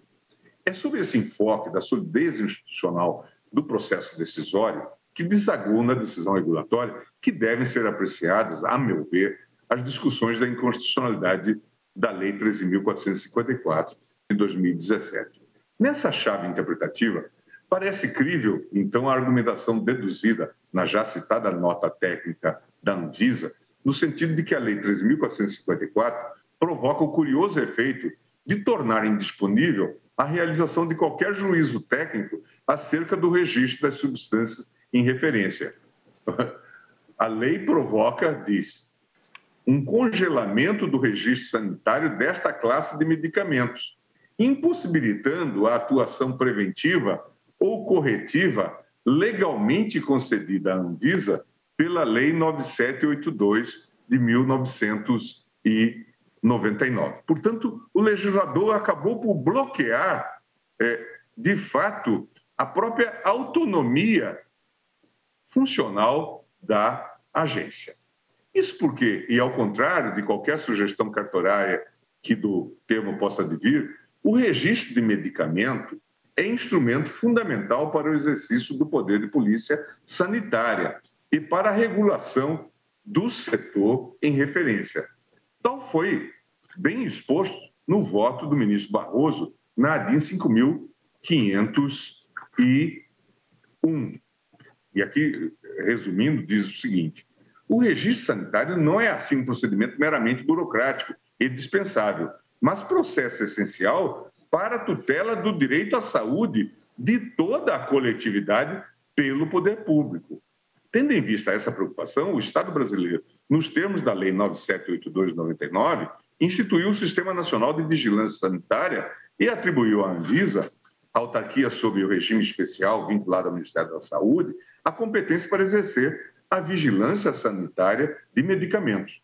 Pelos mesmos motivos, a Lei 6.360 de 76 proibiu a industrialização, exposição à venda e entrega a consumo de qualquer medicamento antes de registrado no Ministério da Saúde, bem como previu requisitos específicos para obtenção do registro, como a comprovação científica e de análise que o produto seja seguro e eficaz para o uso a que se propõe e possua a identidade, atividade, qualidade, pureza e inocuidade necessárias. Artigo 16.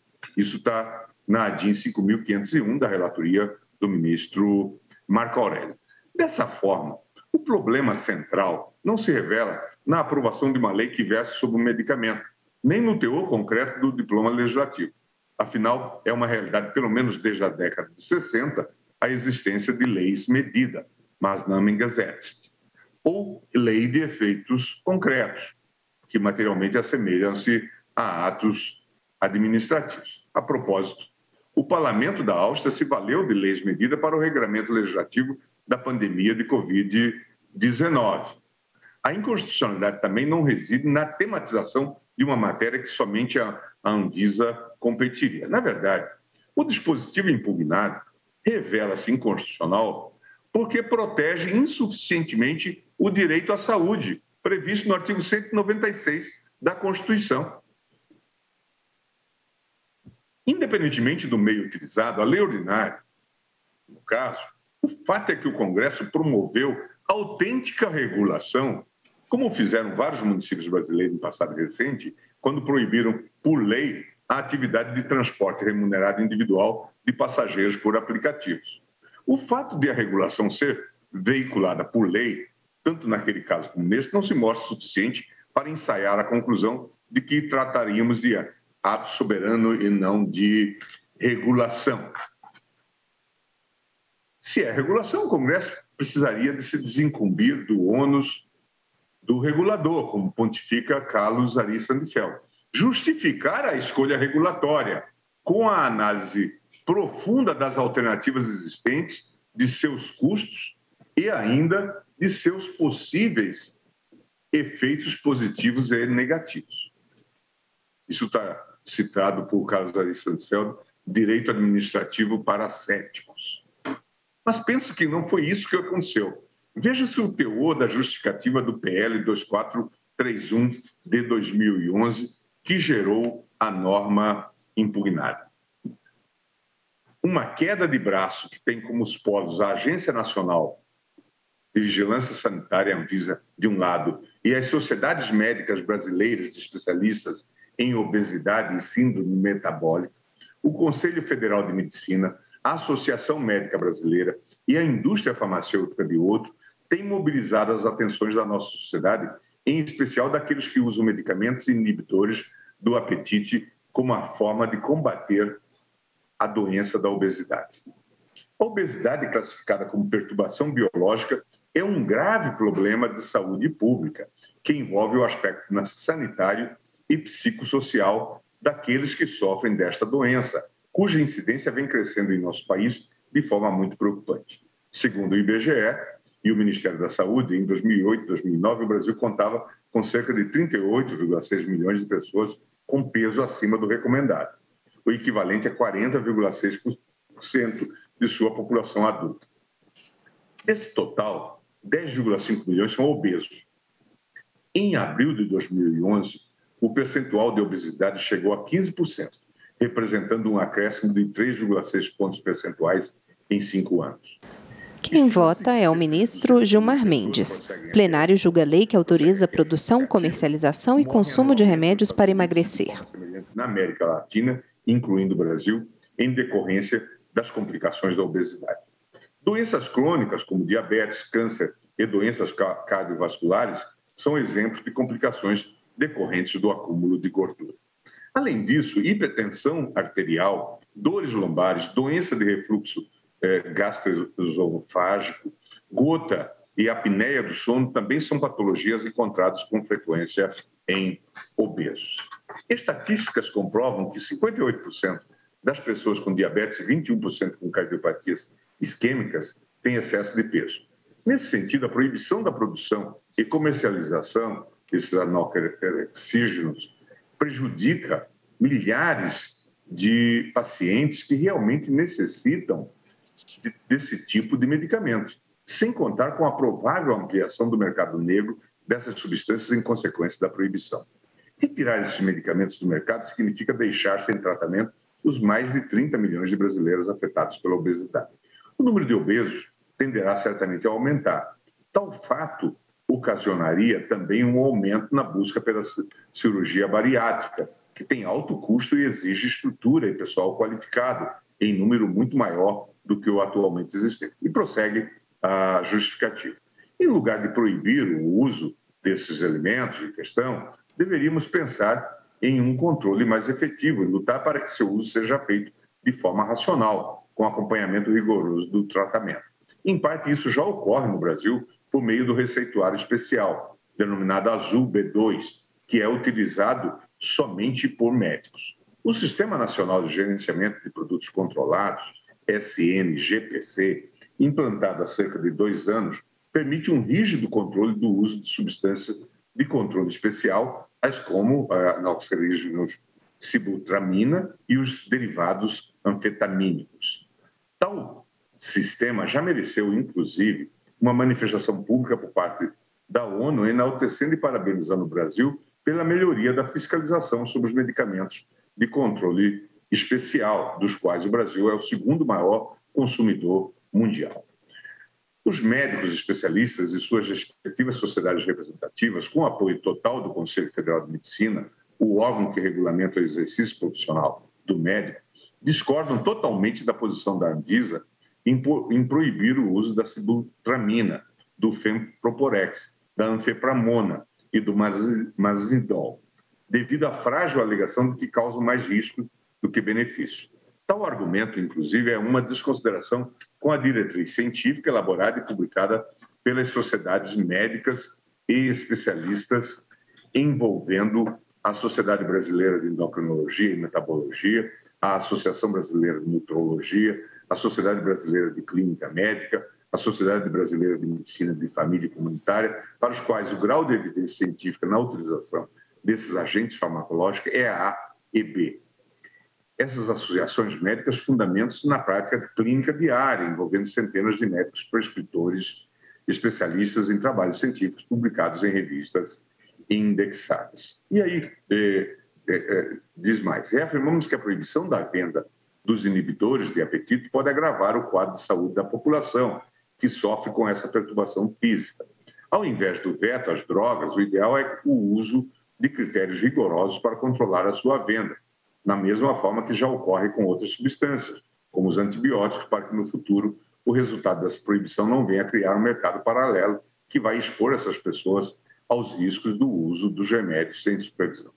Os que mais sofrerão com este posicionamento da Anvisa serão os próprios doentes, que estarão impedidos de exercerem o direito de fazer sua opção, uma vez que todos têm direito da livre escolha.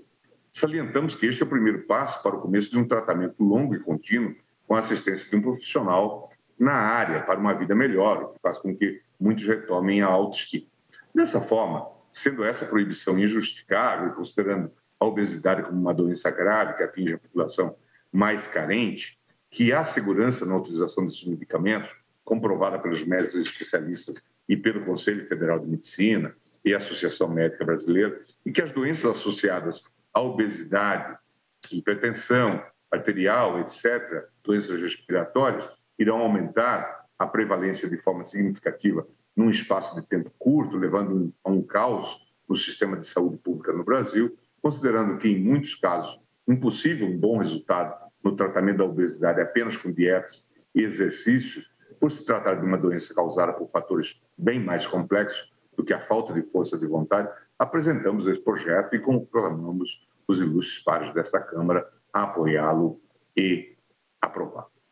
Então, eu digo, presidente, é bem de ver que em nenhum momento apresentou-se alguma evidência quanto à necessidade de modificação por via de lei ordinária do marco regulatório dos anorexígenos em questão. Enfrentamento tanto mais necessário quando se lembra que as substâncias autorizadas são proibidas em diversos países. A sibutramina, como já foi discutido ontem, foi proibida na Europa por decisão da Agência Europeia de Medicamentos desde janeiro de 2010, oportunidade em que o órgão regulatório avaliou que o remédio aumenta o risco de derrame cerebral e infarto. Nos Estados Unidos é comercializada com restrições. O Femproporex não é aprovado nos Estados Unidos e foi proibido na Europa em 1999. O Mazidol foi retirado dos mercados dos Estados Unidos e da Europa também em 99. A anfepramona, embora vendida nos Estados Unidos, não é aprovada na Europa. Outro sim, se o objetivo da lei impugnada era facilitar o acesso desses medicamentos a todas as camadas da população, a falha na prognose do legislador fica patente, na medida em que resta absolutamente ausente qualquer menção aos demais medicamentos anorexígenos existentes à época da aprovação da Lei Medida de 2017. Veja-se bem, o juízo sobre a inconstitucionalidade recai não na maneira como o legislador examinou os fatos e prognósticos. Recai, isso sim, sobre o que foi constatado. Eu estou falando sobre a questão dos fatos e prognósticos legislativos.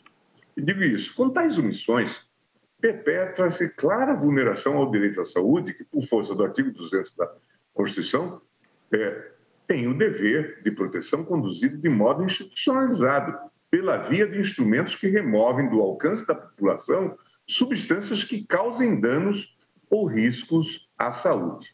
A sensibilidade da matéria exige tratamento diferenciado do controle de constitucionalidade, valorando o dever de proteção à saúde em suas três vertentes: o dever de proibição, verbotsfree, consistente no dever de se proibir determinada conduta; o dever de segurança, Sicherheitspflicht, que impõe ao Estado o dever de proteger o indivíduo contra ataques de terceiros mediante a adoção de medidas diversas; e o dever de evitar riscos, que autoriza o Estado a atuar com o objetivo de evitar riscos para o cidadão em geral, mediante a adoção de medidas de proteção e de prevenção, especialmente em relação ao desenvolvimento técnico ou tecnológico.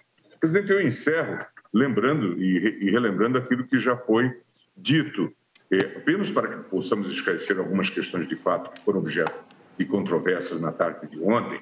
Gostaria de esclarecer as informações colhidas pelo meu gabinete acerca do estado de reprovação das substâncias aqui referidas.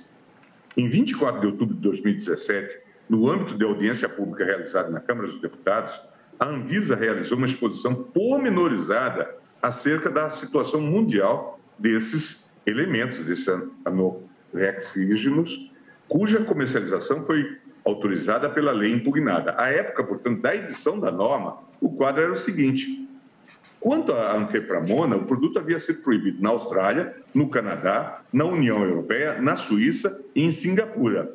A FDA americana foi a única agência reguladora a aprovar o uso da substância. Quanto às substâncias Femproporex, Mazidol e Sibutramina, à época da edição da norma, todas as autoridades reguladoras citadas proibiram expressamente a comercialização das substâncias. Isto é, na época da edição da Lei 13.424 de 2017, 3 das 4 substâncias eram unanimemente proibidas nos Estados Unidos, na União Europeia, no Canadá, na Suíça e em Singapura. A pesquisa desenvolvida pelo meu gabinete também foi capaz de verificar qual seria o estado de proibição dessas substâncias no presente ano de 2021. Todas as agências reguladoras mencionadas anteriormente continuaram a proibir, sem ressalvas, as substâncias Femproporex, Mazidol e Sibutramina.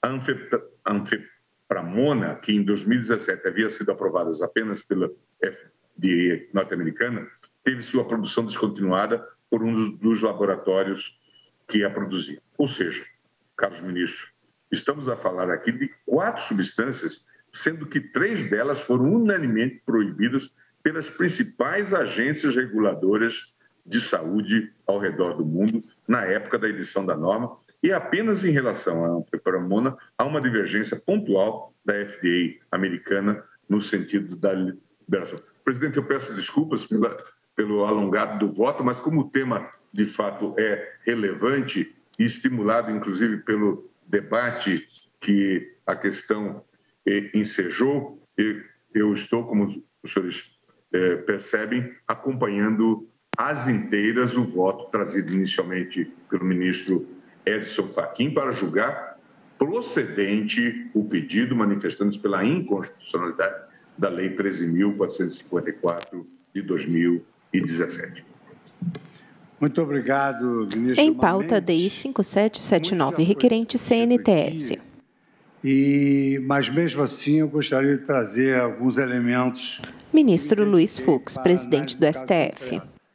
Não sei antes dizer que ontem questionei o tema da capacidade institucional do Legislativo para infirmar a resolução da Anvisa, que tem expertise própria para esse fim.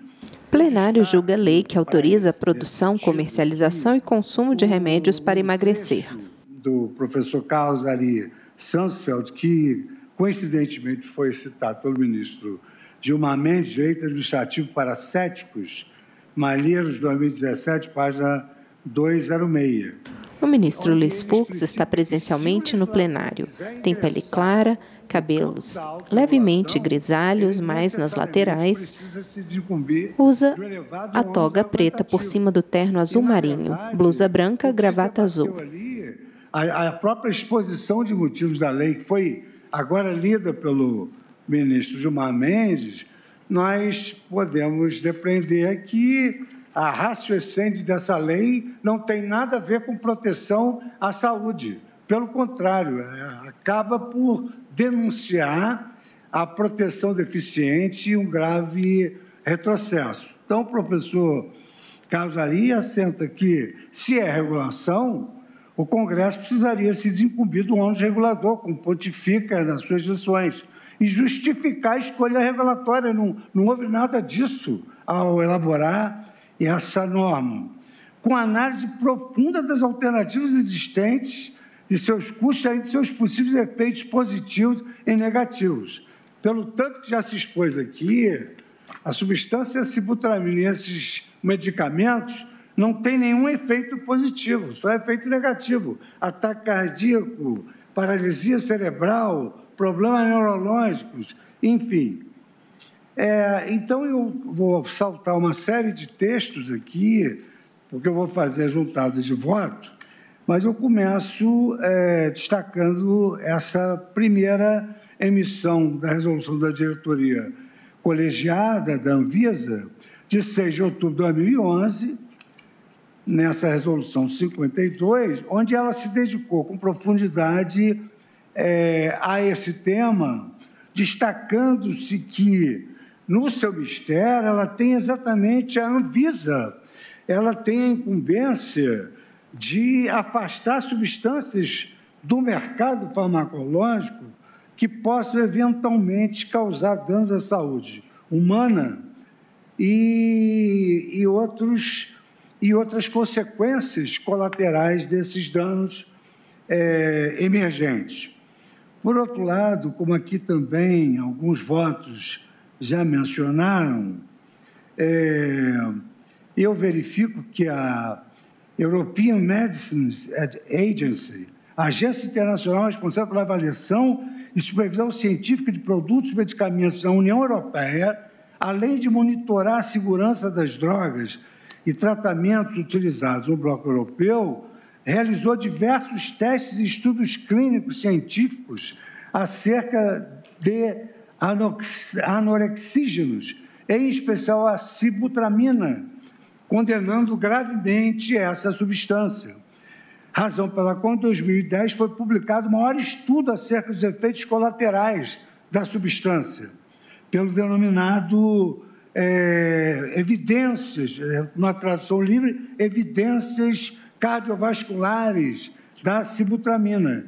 E, como principal resultado, demonstrou-se o aumento significativo de complicações gravíssimas, como derrame, infarto do miocárdio, e sem prejuízo, quando uma pessoa utiliza esses medicamentos de emagrecimento, na verdade, o que ela visa não é só emagrecer durante 2 meses, porque o efeito rebote é muito mais grave. O que ela visa é a manutenção do peso adquirido pela perda rápida e célere que esses remédios viabilizam. Mas, na verdade, esses medicamentos não conseguem alcançar esse desígnio de manutenção do peso com tratamento da sibutramina. Então, nesse comitê, chegou-se à conclusão de que os médicos devem parar de prescrever medicamentos contendo sibutramina para pacientes obesos ou com sobrepeso e devem revisar todos os tratamentos e os pacientes tratados com esse medicamento.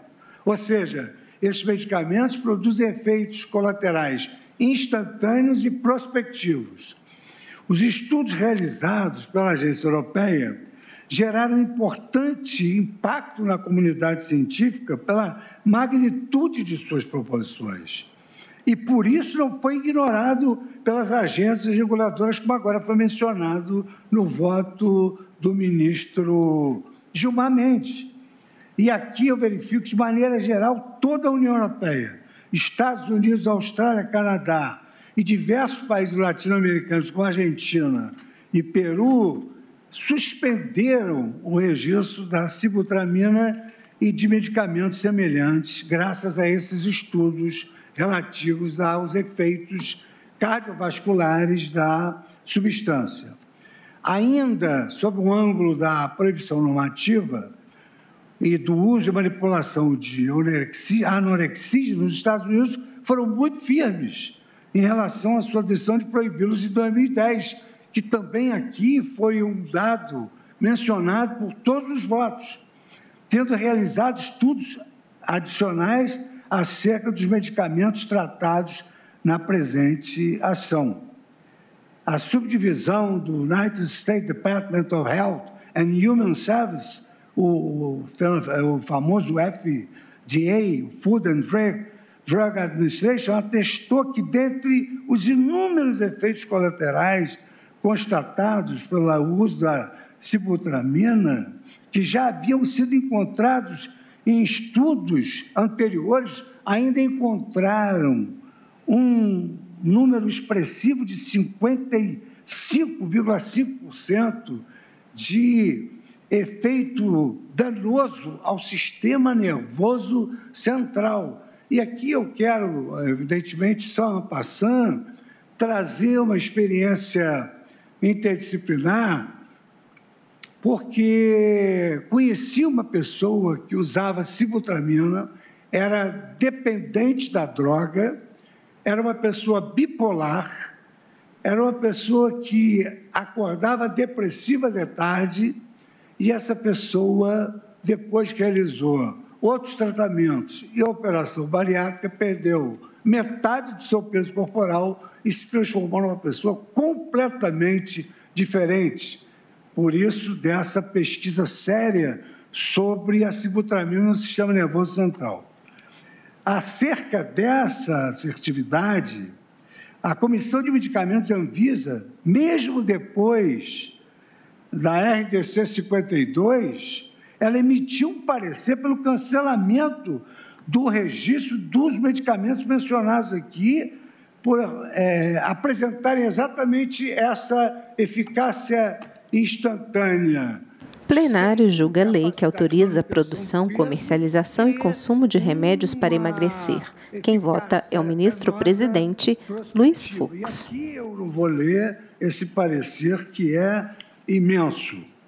A partir desses dados, pareceu-me claro que a utilização dos medicamentos supracitados deve ser amplamente desencorajada, como foi pela literatura científica. E aí eu citaria também não só a falta de capacidade institucional do Legislativo, mas também a nossa capacidade institucional. Os juízes já têm um conhecimento enciclopédico de quase 15 mil ações, o que isso significa milhões de dispositivos legais. Nós não entendemos absolutamente nada de medicina porque não fomos formados para isso. Aliás, seria até uma temeridade o exercício ilegal da medicina. Então, nós temos de nos dobrar à ciência, que foi o que nós seguimos aqui com toda a jurisprudência sobre a Covid. E aqui eu também digo que a literatura científica estrangeira, ela veda no mundo inteiro essa utilização desses medicamentos.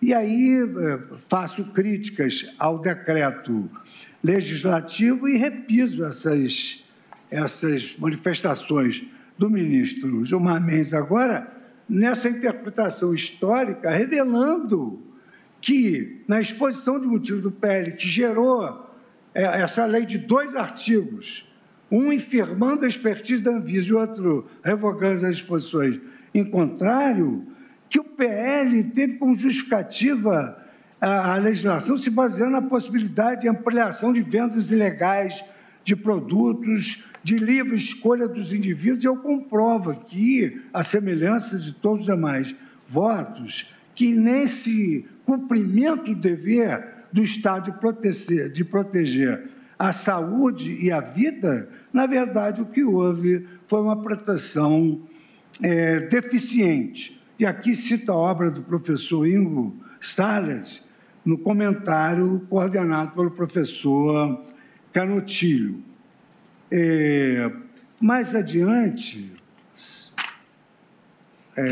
olvidando um pouco esses aspectos técnicos, científicos, que já foram aqui mencionados, eu cito a jurisprudência do Supremo Tribunal Federal no tocante a essa deferência técnica às atribuições da Anvisa. E, quando vinha para cá, eu ouvi o voto de Sua Excelência, o ministro Ricardo Lewandowski, que citou o voto do ministro Celso de Mello com relação a essa deferência técnica às atribuições da Anvisa, exatamente no recurso ordinário 427.574, embargo de declaração, relator ministro Celso de Mello, tem a impressão que foi esse o areste citado por Vossa Excelência, não é, ministro Lewandowski? Então, eu também vou me poupar de repetir.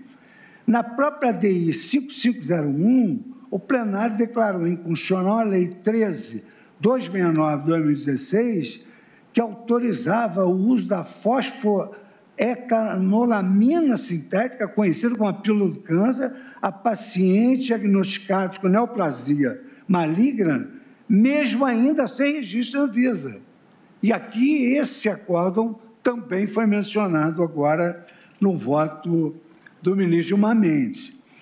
E naquela oportunidade, como destacado pela ministra Carmen Lúcia em seu voto, achei muito própria essa assertiva da ministra Carmen Lúcia, a esperança que a sociedade deposita nos medicamentos, em especial aqueles destinados ao emagrecimento e ao combate à obesidade, não pode se distanciar da ciência.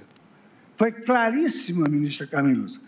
No caso, em tela, que era o caso da pílula do câncer, a decisão legislativa de aprovar uma lei contrária às barreiras regulatórias infringe os direitos suscitados pela requerente, ao passo que a liberação de tais medicamentos no mercado será mais prejudicial do que benéfico para os pacientes dependentes de uma qualidade de vida, no caso da obesidade. E conclui Sua Excelência, o direito à saúde não será plenamente concretizado se o Estado deixar de cumprir a obrigação de assegurar a qualidade da droga mediante rigoroso crivo científico. Eu não verifiquei nenhum crivo científico na exposição de motivos que levou à edição dessa lei, com 2 artigos visando a infirmar a expertise da Anvisa. E também cito esse recurso 657.718, que foi exatamente aquele recurso ordinário relativo a medicamentos ainda não autorizados pela Anvisa, em que o plenário da Corte declarou que o Estado não é obrigado a fornecer medicamentos sem registro da Anvisa, exceto em casos excepcionais, assentando a impossibilidade de concessão judicial.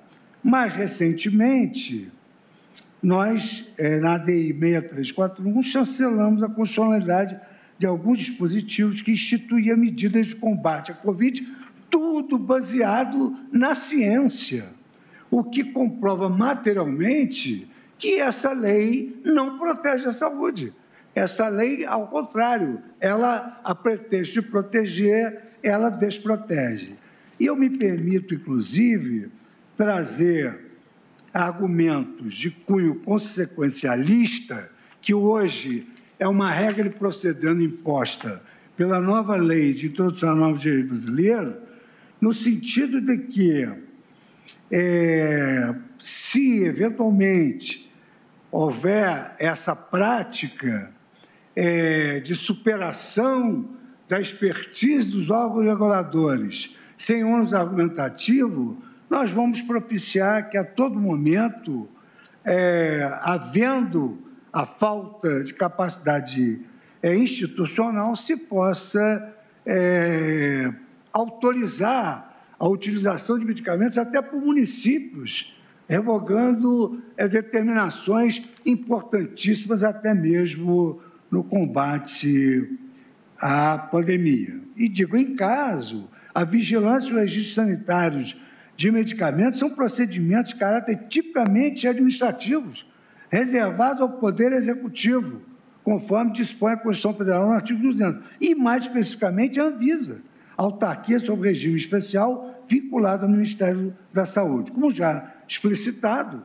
a lei é clara ao prever que cabe à Anvisa a responsabilidade, a lei 8.000 aqui mencionada, é claro que ao prever que cabe à Anvisa a responsabilidade de avaliar e decidir em cada caso. Então, ela tem uma autorização decorrente da Constituição e, através da lei, da lei infraconstitucional, que especifica o comando constitucional, a Anvisa tem a responsabilidade de avaliar e decidir em cada caso se a substância em questão cumpre todas as exigências legais de segurança, eficácia, qualidade e critérios previamente estabelecidos por estudos científicos. Não é admissível, com a devida vênia das opiniões em contrário, portanto, que o legislador substitua a agência no exercício da atividade administrativa e executória, conferindo a uma substância específica, diretamente, em caráter concreto, isenção à realização de análises clínicas de registro sanitário. Isso, por si só, já caracterizaria a inconstitucionalidade, no meu modo de ver, por esvaziar as competências executivas e regulatórias da Anvisa. Sequer se cogite de audiências públicas substituírem a expertise técnica da agência reguladora, normalmente quando se considera o dinamismo das descobertas e inovações tecnológicas no meio farmacológico. A atribuição à agência do poder de polícia, no caso, fundamenta-se também no desenho institucional que lhe assegura a renovação da avaliação, que aí foi também um detalhe que o eminente relator deixou bem claro no seu voto.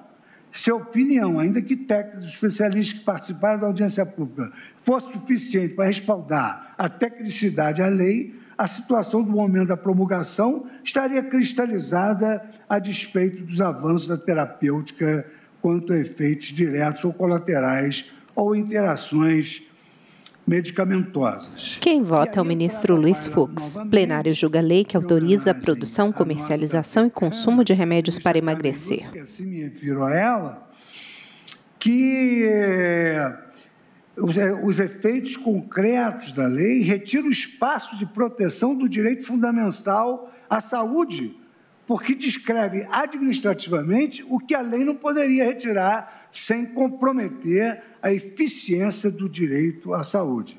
Então, na realidade, conclui, pela inconstitucionalidade, Sua Excelência a ministra Carmen Lúcia, a semelhança dos demais votos divergentes, que esse vício de contrariedade à Carta Maior está em que a norma, a lei, se afasta da proteção suficiente do direito à saúde, na contramão de tudo que já decidimos nessas ações de controle concentrado mencionadas nas minhas razões desse dia e nos demais votos. De sorte que eu, em primeiro lugar, manifestando um profundo elogio à Sua Excelência, o relator, ministro Nunes Marques, que trouxe um voto denso, mas também a Sua Excelência, o ministro Edson Fachin, que com bastante profundidade trouxe a lume a divergência. E os demais votos que se seguiram, eu também acompanho a maioria, tenho a impressão de que já formada, no sentido de conhecer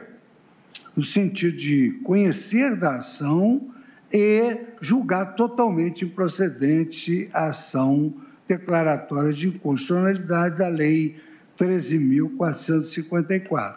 Razão pela qual... Procedente, presidente. Presidente, procedente. Ministro Fachin. Né? Procedente. Então, totalmente procedente. Totalmente perfeito, procedente. Perdão. Obrigado. Então, eu proclamo o resultado, sujeito ao crivo também do ouvido agudo dos senhores, no seguinte sentido. Preliminarmente, o Tribunal, por maioria, conheceu da ação direta vencido o ministro Alexandre de Moraes, que dela não conhecia por ilegitimidade ativa de causa decorrente da falta de pertinência temática. No mérito, o Tribunal, por maioria, julgou totalmente procedente a ação direta, declarando a inconstitucionalidade integral da Lei 13.454/2017, nos termos do voto do eminente ministro Edson Fachin. Redator para acórdão, vencidos os ministros Nunes Marques, relator, Alexandre de Moraes e Roberto Barroso. E com a aprovação desse resultado e com o advento do horário regimental, eu suspendo a sessão por 30 minutos para, então, depois prosseguirmos com o pregão dos novos feitos incluídos na pauta.